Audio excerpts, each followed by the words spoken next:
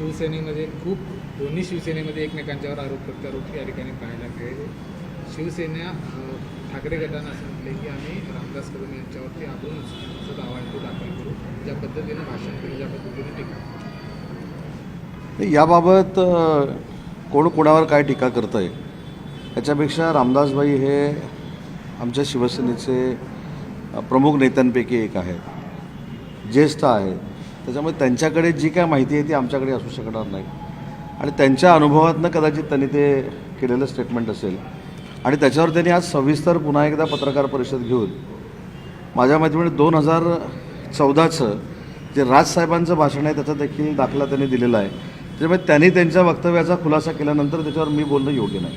पण आज उद्धव ठाकरे पुण्यामध्ये होते, खरं तर पक्ष चिन्हाबाबत आणि पक्षासंदर्भात जे काही सुरू आहे त्यावेळी त्यांचं असं म्हणणं आहे की पक्ष कोणाचाही ठरवण्याचा अधिकार निवडणूक आयोगाला नाही, शिवसेना पक्ष माझा आहे आणि तो माझाच आहे.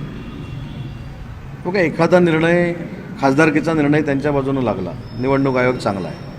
विधानसभेला निकाल त्यांच्या विरोधात गेला, निवडणूक आयोगावर त्यांनी प्रश्नचिन्ह उभं केलं. एखाद्या डिस्ट्रिक्ट कोर्टामध्ये निर्णय त्यांच्या बाजूनं लागला, न्यायालय चांगलं आहे.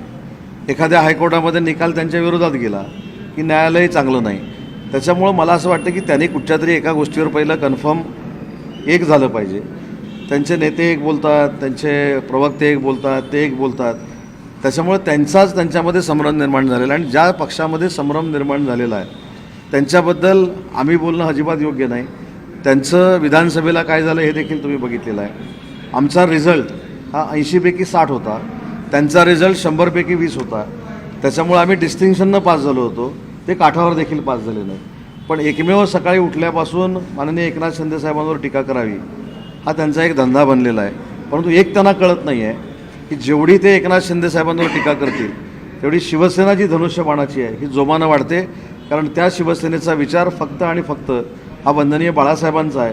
हे दसरा मेळाव्याच्या निमित्तानं देखील तुम्ही बघितलेलं आहे. ज्या ठिकाणी पूरग्रस्त परिस्थिती होती त्या उत्तर महाराष्ट्र, विदर्भ आणि मराठवाड्यातल्या लोकांना, शिवसैनिकांना मेळाव्याला येऊ नका, तुम्ही तिथल्या लोकांना मदत करा हे सांगणारं नेतृत्व आणि तुम्ही चिखलात या, काही झालं तरी मला तुमच्याशी जबरदस्तीनं बोलायचं आहे असं चिखलात आणणारं कार्यकर्त्यांना एक व्यक्तिमत्व, हे दोन्ही आपण दसरा मेळाव्याला बघितलेलं आहे. पण मुख्यमंत्री पदाचा राजीनामा मला द्यावा लागला असं वाईट वाटत नाही. मुख्यमंत्रीपद माझ्या स्वप्नात देखील नव्हतं. मात्र आपलेच लोक जर गद्दार निघणार असतील तर त्याला काय अर्थ होता असं देखील ते म्हटले. मला बाकी याच्याबद्दल काय बोलायचं नाही, पण आम्हाला शेवटपर्यंत असं माहिती होतं की एकनाथ शिंदे साहेबच मुख्यमंत्री होणार आहेत. मुख्यमंत्री ते का झाले नाहीत, कशामुळे झाले नाही, अख्ख्या महाराष्ट्रानं बघितलेलं आहे.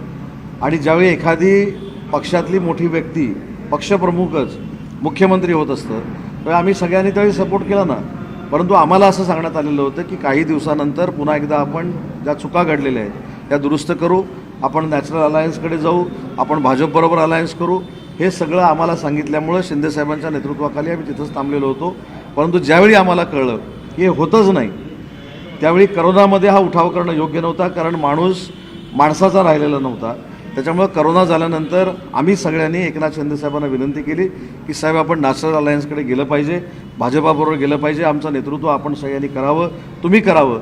आणि म्हणूनच एकनाथ शिंदेसाहेबांनी हा उठाव केला आणि काँग्रेसच्या मांडीवर ठेवलेला धनुष्यबाण वंदनीय बाळासाहेबांचा हा सन्मानपूर्वक पुन्हा आणण्याचं काम जर कोणी केलं असेल तर ते एकनाथ शिंदेसाहेबांनी केलं.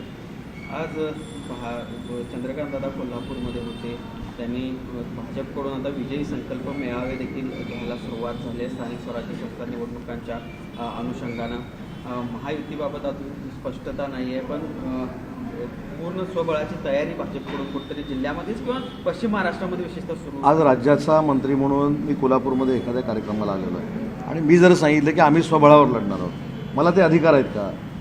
शेवटी हे निर्णय माननीय एकनाथ शिंदेसाहेब हे शिवसेनेमार्फत घेणार आहेत, भाजपामार्फत देवेंद्रजी घेणार आहेत आणि राष्ट्रवादी काँग्रेस पार्टीमार्फत अजितदादा घेणार आहेत.